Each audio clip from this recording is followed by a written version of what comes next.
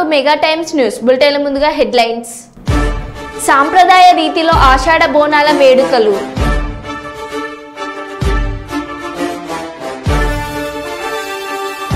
బెంగళూరులో నడి రోడ్డుపై రెచ్చిపోయిన పోకిరీలు.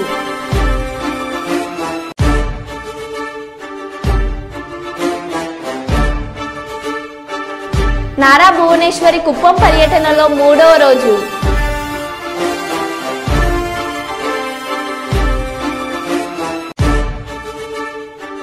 మదనపల్లి సబ్ కలెక్టర్ కార్యాలయానికి వందలాది భూమి బాధితులు.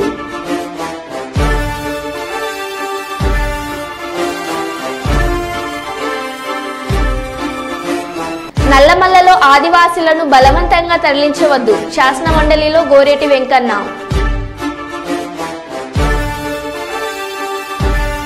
కరీంనగర్ నగర శివార్లోని లోయర్ మానేర్ డ్యాంను సందర్శించిన బీఆర్ఎస్ నాయకుల బృందం. రంగారెడ్డి జిల్లా చేవెళ్లలో ఆలస్యంగా వెలుగులోకి వచ్చిన ట్రాఫిక్ పోలీసుల అత్యుత్సాహం.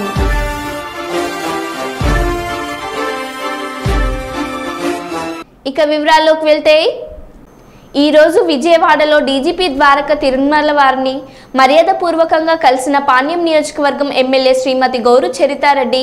ఈ కార్యక్రమంలో Nandyal parliament incharge Mandra Sivanandareddy, TDP Nandyal జిల్లా అధ్యక్షులు మల్లెల రాజశేఖర్, నందికొట్కూరు నియోజకవర్గం ఎమ్మెల్యే గిత్త జయసూర్య.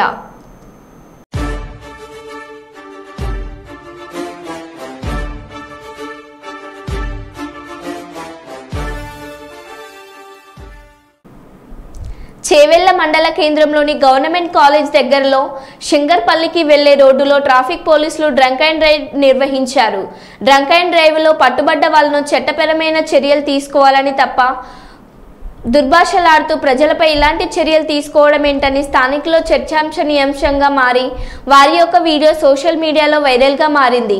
దీనిపై అధికారులు స్పందించి Chevella traffic CI Venkatesam, constable Srinu, home guard కేశవులపైన అధికారులు చర్యలు తీసుకోవాలని స్థానికులు కోరుకుంటున్నారు.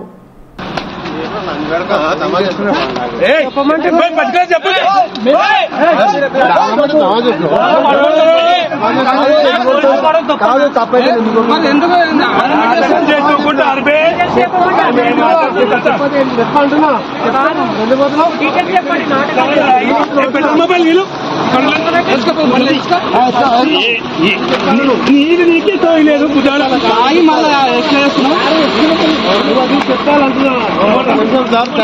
చెప్పాలి చెప్పాలి.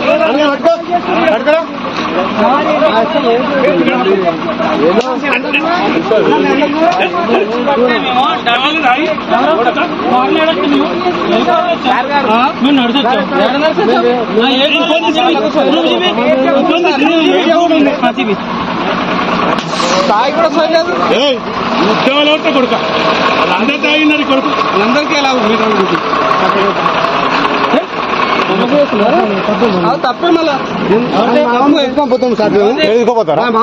తీసుకోపోతావు ఏం మాట్లాడతావు? ఏమంటున్నారా నువ్వు? తప్పు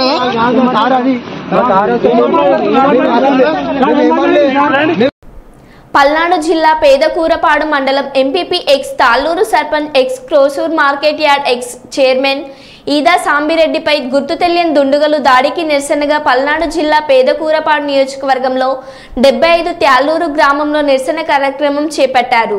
విషయం తెలుసుకుని గ్రామస్తులు చేస్తున్న నిరసన కార్యక్రమాన్ని అడ్డుకున్న పోలీసులు మా నాయకుడి మీద దాడి చేసిన వారిని పట్టుకోకుండా శాంతియుతంగా నిరసన తెలియజేస్తున్న మమ్మల్ని అడ్డుకోవడం ఏంటని ప్రశ్నించిన గ్రామస్తులు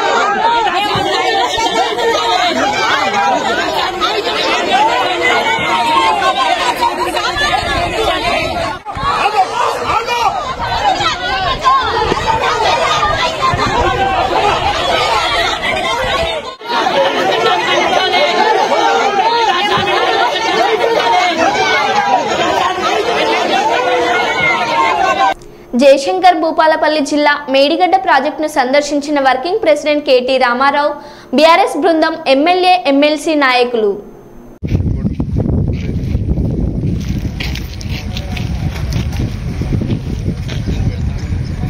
కేసీఆర్ గారి ఆదేశం మేరకు ఎగువ గోదావరి నుంచి దిగువ గోదావరి దాకా మొత్తం పర్యటించాం. మీ కళ్ళ ముందు మీరే చూడొచ్చు, మీ కెమెరాలో మీరే చూపెట్టవచ్చు. విస్తృతంగా గోదావరి నది ఈరోజు రోజుకు 10 లక్షల క్యూసెక్లు దాదాపుగా కిందికి వృధాగా ఇవాళ సముద్రంలోకి పోతా ఉంది. ఈ నీళ్లను ఎత్తిపోసే అవకాశం ఉండగా పైన ఉండే ఎస్ఆర్ఎస్పి కానీ, పైన ఉండే మిడ్ మానేర్ కానీ, అప్పర్ మానేర్ కానీ, ఎల్ఎండి కానీ, కొండపోచమ్మ సాగర్ కానీ, మల్లన్న సాగర్ కానీ, రంగనాయక సాగర్ కానీ పైన ఉండే రిజర్వాయర్లేమో గొంతెండిపోయి ఇవాళ ఎడారిలాగా మారిపోయిన పరిస్థితి. నీళ్ళేమో ఇక్కడ కిందికి సముద్రంలో ఉత్తగబోతున్నాయి. చేయాల్సిందల్లా ఒక బటన్ ఆన్ చేయడం అంతే. ఆ బటన్ ఆన్ చేయడానికి కూడా ముఖ్యమంత్రికి మనసు ఎందుకు వస్తలేదు, ప్రభుత్వానికి మనసు ఎందుకు వస్తలేదంటే తేలుగుట్టిన దొంగలెక్క అయిపోయింది పరిస్థితి. కాళేశ్వరం కొట్టుకపోయింది, గంగపాలైపోయింది అని అడ్డమైన నోర్లు ఏవైతే వాగినాయో వాళ్ళ నోర్లు మూతలు పడే విధంగా ఇవాళ టీవీగా ఇక్కడ కాళేశ్వరం ప్రాజెక్టు మొత్తం నిలబడి నిఠారుగా నిలబడినది. దీన్ని చూసి కళ్ళు కుట్టి ఏం చెప్పాలో తెలియక ఇవాళ నీళ్లు పంపు చేద్దామంటేనేమో కేసీఆర్ పేరు వస్తుంది, ఏం చేయాలో తెలియదు. నీళ్లు పంపు చేయకపోతేనేమో రైతులు తన్నేటట్టున్నారు, ఏం చేయాలో తెలియదు. అందుకే ప్రభుత్వం కక్కలేక మింగలేక తేలుగుట్టిన దొంగలాగా ఈరోజు వ్యవహారం చేస్తూ ఉంది. ఎన్డీఎస్ఏ రిపోర్ట్ అంటాడు ఉత్తమ్ కుమార్ రెడ్డి. ఎన్డీఎస్ఏ రిపోర్ట్ లేదేం లేదు. గ్రౌటింగ్ ఇదివరకు కూడా చేసింది. అన్నారంలో, సుందిళ్లలో 2020 సంవత్సరంలో కూడా వాళ్ళ నా కవిత్వం కాదు, నేను చెప్పడం కాదు. పొద్దున ఎస్సీ గారిని, ఈ గారిని మొత్తం మేమందరం అడిగినాం. సార్ ఇది కామన్ అయినా అంటే ఓఎండం అనేది చాలా కామన్, ఓవర్-హెడెడ్ మెయింటెనెన్స్ చాలా కామన్ ఫీచర్ సార్. ఇదివరకు కూడా చేసినాం. ఎన్డీఎస్ఏ రిపోర్ట్ అనేది ఏదో ఉన్నది, కానీ దాంతో నిమిత్తం లేకుండానే నీళ్ళు ఇవ్వవచ్చు. కేవలం ప్రభుత్వం ఒక డిసిషన్ తీసుకోవాలి. నేను ఇంజనీర్లకు సెల్యూట్ చేస్తా ఉన్నాను. వాళ్ళు అద్భుతమైన ప్రాజెక్ట్ కట్టినారు. చిన్న లోపాలు జరిగి ఉండవచ్చు, దాన్ని కూడా రిపేర్ చేసి నడుపుతూ ఉన్నారు. కానీ నీళ్లు పోతుంటే ఇవాళ కళ్ళుండి చూడలేని కబోదులాగా ఈ రకంగా ఇన్ని నీళ్లను వృధాగా ఇవాళ సముద్రంలోకి పోనిస్తున్న ప్రభుత్వం ఏదైతుందో వారిది క్రిమినల్ నెగ్లిజెన్స్ అని అనక తప్పదు. ఉద్దేశపూర్వక నేరపూరిత మనస్తత్వంతో కూడిన ఒక నిర్లక్ష్యం ఇది. ప్రజలను, రైతులను వాళ్ళ పొట్టగొట్టే నిర్లక్ష్యం ఇది మంచిది కాదు. రేవంత్ రెడ్డి గారు వేసడానికి పోకండి. ఆగస్టు 2 లోపల మీరు వెంటనే పంపింగ్ స్టార్ట్ చేయండి. లేకపోతే నేను ఇందాక చెప్పినట్టు 50,000 మంది రైతులతో మేమే వస్తాం. తప్పకుండా మేమే ఈ పంపులు ఆన్ చేసి మరి ప్రభుత్వానికి బుద్ధి చెప్తామని చెప్పి కూడా వారిని హెచ్చరిస్తాం. Thank you. శాసనసభ్యులు, శాసన మండలి సభ్యుల బృందం అంతా కూడా మా పార్టీ అధ్యక్షులు పెద్దలు కేసీఆర్ గారి ఆదేశం మేరకు ఎగువ గోదావరి నుంచి దిగువ గోదావరి దాకా మొత్తం పర్యటించాం. మీ కళ్ళ ముందు మీరే చూడొచ్చు, మీ కెమెరాలో మీరే చూపెట్టొచ్చు.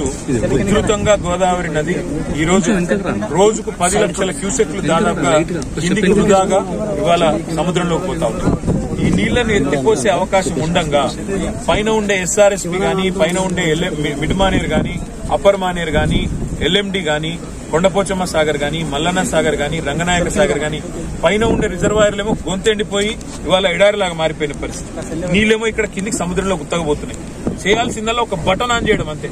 ఆ బటన్ ఆన్ చేయడానికి కూడా ముఖ్యమంత్రికి మనసు ఎందుకు వస్తలేదు, ప్రభుత్వానికి మనసు ఎందుకు వస్తలేదంటే తేలుగుట్టిన దొంగలెక్క అయిపోయింది పరిస్థితి.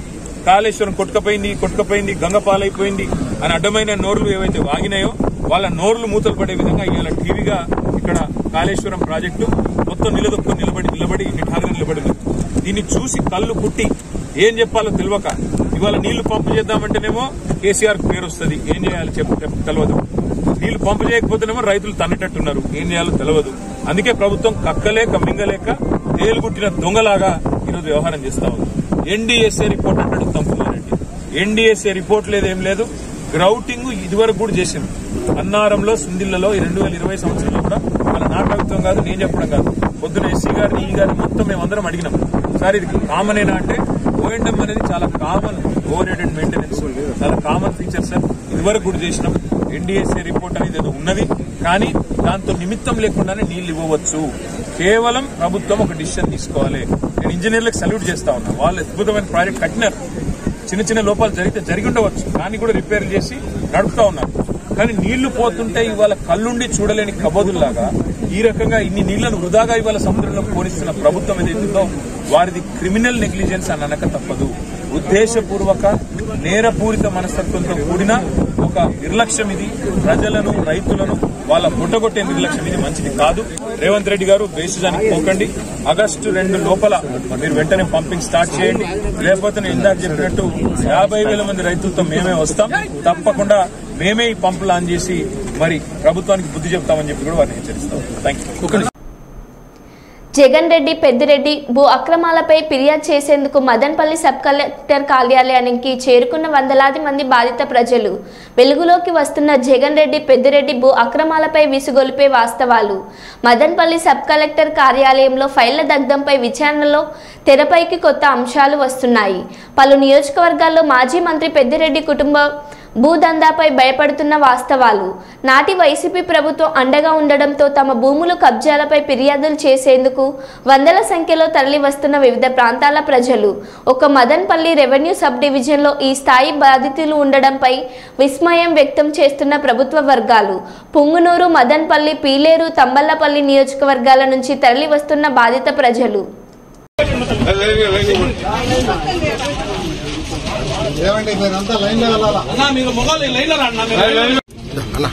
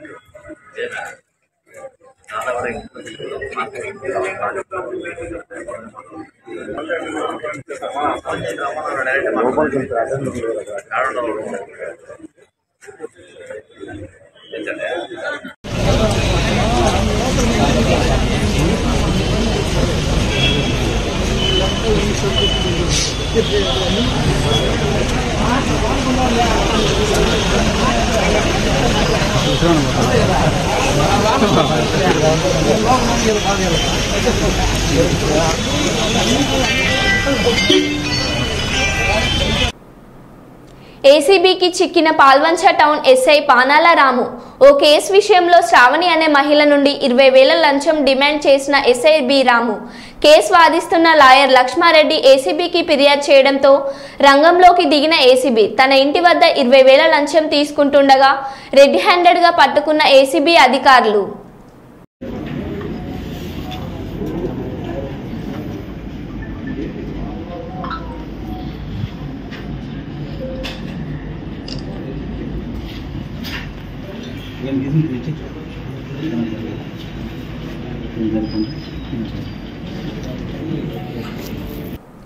ఆంధ్రప్రదేశ్ అసెంబ్లీ సమావేశంలో నవ్వుల పూలు. వైసీపీ ప్రభుత్వ హయాంలో కేసులు ఉన్నవారు నిల్చోవాలని ముఖ్యమంత్రి చంద్రబాబు నాయుడు అనడంతో అసెంబ్లీలో దాదాపు 80% ఎమ్మెల్యేలు నిల్చున్న దృశ్యం. ఇక్కడ నేను చెప్పినట్టుగా కొన్ని కేసులు ఉన్నాయి, మీ మీద ఉన్నాయి. కేసులు పెట్టిన వాళ్ళు మీరు ఒకసారి లేండి.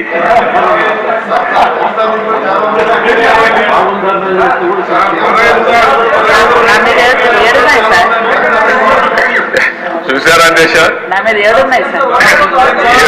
7 కేసులు ఉన్నాయి. అంటే రాజకీయ పోరాటం చేసిన వాళ్ళందరిపైన కేసులు పెట్టారు.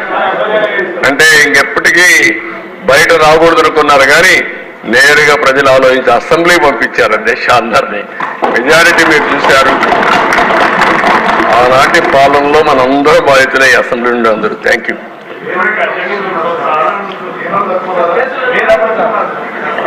నెక్స్ట్ మీ ఇంట్లో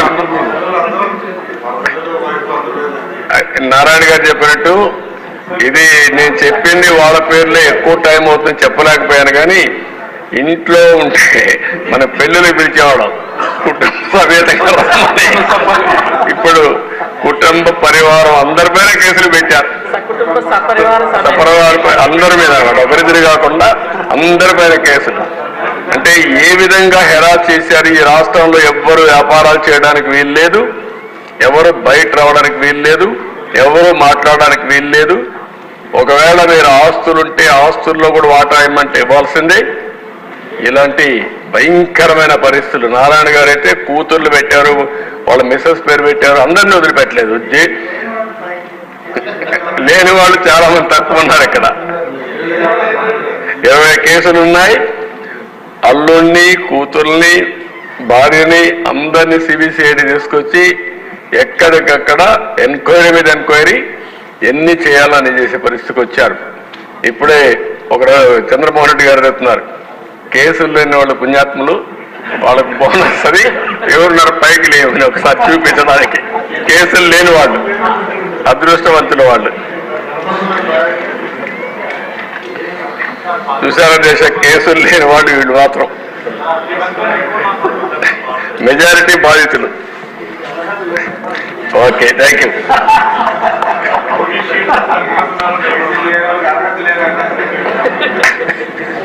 నల్లమల్లాలో ఆదివాసీలను బలవంతంగా తరలించవద్దు. యురేనియం తవ్వకాల కోసమే ఆదివాసీలను అక్రమంగా తరలిస్తున్నారని, ఆదివాసులు అభద్రతా భావంతో ఉన్నారు. ఆదివాసులు పర్యావరణాన్ని కాపాడుతూ ఉంటారు. బయట బతికే పరిస్థితి ఆదివాసులకు లేదు. కావున వాళ్లను బలవంతంగా తరలించవద్దని విజ్ఞప్తి చేశారు శాసనమండలిలో గోరెటి వెంకన్న.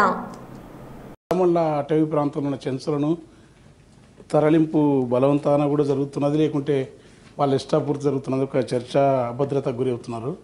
అది యురేనియం తవ్వుతారని కేంద్ర ప్రభుత్వం ప్రతిపాదించినప్పుడు గత ప్రభుత్వం తీర్మానం చేసిన అది తోమని. మళ్ళీ ఇప్పటికి వాళ్ళ నివాస ప్రాంతాల నుంచి వేల సంవత్సరాలుగా ఆదివాసులు అక్కడ ఉండి అడవిని రక్షించుకోవడం కాకుండా ప్రకృతి పర్యావరణాన్ని, పరిమితత్వాన్ని, ప్రశాంతతను, సహజత్వాన్ని, ఈ దేశ పునాది ఆత్మ ప్రపంచానికి గాంధీ చెప్పిన ఈ 3 సూత్రాలు ఎత్తిన వాతావరణాన్ని, పర్యావరణాన్ని కాపాడే అడవులు ఉండకుండా, తర్వాత దక్షిణ కాశీగా పేరుపడే శ్రీశైలం లాంటి క్షేత్రాన్ని రహదారైన ఆ ప్రాంతంలో యురేనియం తవ్వకాలకు మళ్ళీ ఏదో ప్రయత్నం చేస్తున్నాయని చెంచులు, అక్కడి ఉద్యమ సంస్థలు కొంత చర్చకు తీసుకొస్తూ ఉన్నాయి, అభద్రతకు గురవుతున్నారు. ఆ తరలింపు ఉంటే ప్రభుత్వం మీ ద్వారా అలాంటివి సరైనది కాదు. వాళ్ళని అక్కడ బలవంతాన ఎవరైనా వచ్చి ఆధునిక సమాజంలో ఉంటుంటే వాళ్ళని అవకాశాలు ఇవ్వటం మంచిదే, వాళ్ళు మారుతుంటే.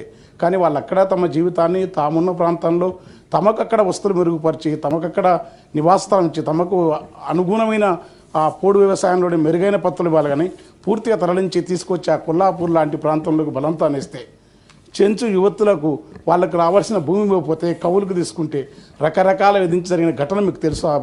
వాటి వివరాలు ప్రపంచానికి సభ్య సమాజమే తలజింతుకునేంత క్రూరంగా, ఎంత క్రూరత్వం అంటే అంత అమానుషత్వం ఈ ప్రపంచంలో ఎవరి పట్టుదలలేదు. దానికి నాగరిక సమాజంతో తరలించుకోవాల్సిన పరిస్థితి. అందుకని చెంచులను బలవంతం తరలించొద్దు. ఒకటి, యురేనియం ఏదైతుందో ఆ తవ్వకాలు ప్రపంచ దేశాలను నిషేధిస్తే ఆ తవ్వే పద్ధతిని రెండు తర్వాత ఒకటి అంత ఒక బాధ్యతను ఒకటే కనుక దాని చుట్టే ఈ ఫార్మా కంపెనీల పొల్యూషన్ కూడా ఖచ్చితంగా అది ఆయా దేశాలు వద్దంటే అమెరికా, బ్రిటన్, ఇతర దేశాలు వద్దంటే మన దగ్గర ఇచ్చి చేసే ప్రయత్నాలు వాటిని ఆరోగ్య పాటించే పద్ధతులు అంటే ఒక దాంట్లో పర్యావరణ రిలేటెడ్గా మాట్లాడుతున్నా. కనుక దీన్ని మీ ద్వారా ప్రభుత్వం దృష్టి ఇచ్చి చెంచులను భగ్నం చేయొద్దు. వాళ్ళు ఉండే ప్రాంతాల్లో నుండి వచ్చే ప్రయత్నం ఈ ప్రభుత్వం చేస్తుంది. ఎందుకంటే గాంధీ మహాత్ముని యొక్క సూత్రం అది. బెంగళూరులో నడి రోడ్డుపై రెచ్చిపోయిన పోకిరీలు. రోడ్డుపై వెళ్తున్న కార్లను తన్నుతూ బూతులు తిడుతూ రెచ్చిపోయిన యువకులు. స్కూటీలతో ప్రమాదకర స్టంట్స్ చేసిన పోకిరీలు.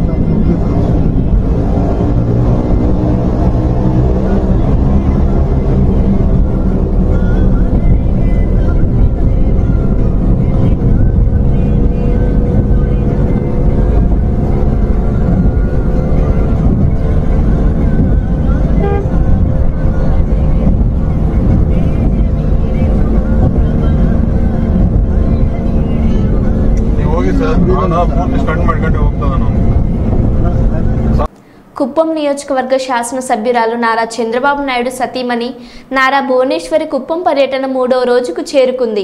ఇందులో భాగంగా ఆమె కుప్పం నియోజకవర్గం శాంతిపురం మండలం సోమపురం గ్రామంలో ప్రజలను ఉద్దేశించి బహిరంగ సభలో ప్రసంగించారు. ముఖ్యంగా ఆమె తన భర్త చంద్రబాబు నాయుడును కుప్పం నియోజకవర్గ శాసనసభ్యుడిగా 8వసారి ఎన్నుకున్న ప్రజలకు అభివాదాలు తెలియజేశారు. చంద్రబాబు 4వసారి రాష్ట్ర ముఖ్యమంత్రిగా ఎన్నికయ్యారు అంటే అది కేవలం కుప్పం ప్రజల చలవనేనని, ఎన్నటికీ ఎన్నటికీ కుప్పం ప్రజలకు తమ కుటుంబం రుణపడి ఉంటుందన్నారు. ఎల్లప్పుడూ రాష్ట్ర ప్రజల సుఖ సంతోషాలు కోరుకునే చంద్రబాబు రాష్ట్రాన్ని అభివృద్ధి పదంలో పయనింప చేస్తారని, ముఖ్యంగా కుప్పం నియోజకవర్గాన్ని రాష్ట్రంలోనే ఆదర్శంగా తీర్చిదిద్దుతారని హామీ ఇచ్చారు. బయటికి రాని మహిళలు కూడా బయటకు వచ్చి ఆయన కోసం చాలా పోరాడారు. ఒట్టి ఆంధ్ర రాష్ట్రమే కాదు, యావత్ ప్రపంచం అంతా కూడా మహిళలు బయటకు వచ్చారు. ఎందుకు వచ్చారంటారు? ఆయన నాయకత్వం మీద నమ్మకం. ఆయన ఉంటే మహిళల మీద ఎవ్వరూ చెయ్యలేరని ఆ సెక్యూరిటీ కోసం అందరూ బయటకు వచ్చారు, పోరాడారు. అదే కాకుండా మహిళ స్త్రీ అంటే ఆ కుటుంబాన్ని ముందుకు తీసుకెళ్తుంది. ఏ స్త్రీ అయినా ఆ స్త్రీ ఎప్పుడు తన గురించి ఆలోచించదు. ఎప్పుడు కుటుంబం, బిడ్డల, హస్బెండా, మొగుడా అనేది ఆలోచిస్తుంది. అందరూ సంతోషంగా ఉన్నారా లేదా తర్వాతే తన సంతోషం తను చూసుకుంటుంది. అందుకే ఆ మహిళలు వాళ్ళ కుటుంబం భవిష్యత్తు కోసం, వాళ్ళ బిడ్డల భవిష్యత్తు కోసం వాళ్ళు ధైర్యం చేసి ముందుకొచ్చి వాళ్ళు ఆయన కోసం పోరాడారు. అట్లానే ఈ ఎలక్షన్లో కూడా మన తెలుగుదేశం మహిళా శక్తి కూడా వాళ్ళందరికీ నా హృదయపూర్వక నమస్కారాలు. ఎందుకంటే వాళ్ళు చాలా ధైర్యం చేసి ముందుకొచ్చారు. అప్పుడు మహిళ అనేది కూడా చూడకుండా చాలా తప్పుడు కేసు పెట్టారు. అటెంప్ట్ ఆఫ్ మర్డర్ కేసు అని కూడా పెట్టి చాలా రోజులు ఆ జైల్లో నిర్బంధించారు. అది ఒక మహిళగా నేను ఎప్పుడు అవన్నీ నేను మర్చిపోలేను. అట్లానే మన తెలుగుదేశం కార్యకర్తలకు వస్తే వాళ్ళు కూడా చాలా ఎదుర్కొన్నారు. అది ఎప్పుడు చంద్రబాబు నాయుడు గారు కానీ ఆయన కుటుంబం కానీ మేము ఎప్పుడు మర్చిపోం. ఎందుకంటే మీ వలన మేము ఈ ఎలక్షన్ సాధించగలం.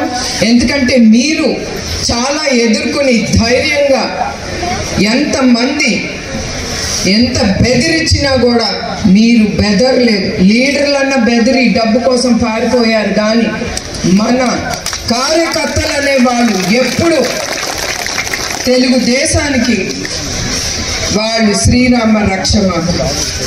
అట్లానే మీరందరూ కూడా మా కుటుంబానికి శ్రీరామ రక్ష. యువ గళానికి కానీ నిజం గెలవాలి అనే ప్రోగ్రాం కానీ నేను ముందుకు తీసుకెళ్ళానంటే అప్పుడు అది మన ప్రభుత్వం కాదు. రక్షణ లేదు. ఎటు నుంచి ఎవరు వస్తారో కూడా లోకేష్కి తెలియదు. నేను స్త్రీ అయినా కూడా నాకు కూడా వార్నింగ్ ఇచ్చారు. అయినా కూడా నేను కూడా లోకేష్ కానీ ధైర్యం చేసి వెళ్ళామంటే అది ఎక్కడికక్కడ ప్రజలు ఆయన మా చుట్టూ ఉండి, మా తెలుగుదేశం కార్యకర్తలు మా చుట్టూ ఉండి మమ్మల్ని నడిపించారు. అవన్నీ నేను మర్చిపోలేను. అట్లానే ఎస్పెషలీ కుప్పం నియోజకవర్గం ప్రజలకి నా పాదాభివందనాలు మీ అందరికీ. ఎందుకంటే నిజం గెలవాలన్నప్పుడే నా కళ్ళు తెరుచుకున్నాను. ఎందుకంటే ఎప్పుడు నేను ఇంట్లోనే ఉండేదాన్ని లేదా ఆఫీస్కి ఆ పని మీదే ఉండేదాన్ని ఎప్పుడు. కానీ ఆ నిజం గెలవాలి అనేది నేను ఎప్పుడు అనుకుంటాను. దేవుడు నన్ను ముందుకి పంపించాడు నా కళ్ళు తెరిపించడానికి. నిజాలు ఏమి జరుగుతున్నాయి కింద అనేది నా కళ్ళతో నేను చూశాను. ప్రజలది కానీ ఎస్పెషలీ మన కార్యకర్తలు. చాలా ప్రభుత్వాలు వచ్చి చంద్రబాబు నాయుడు గారి మీద కానీ మా హెరిటేజ్ సంస్థ మీద కానీ చాలా కేసులు పెట్టారు.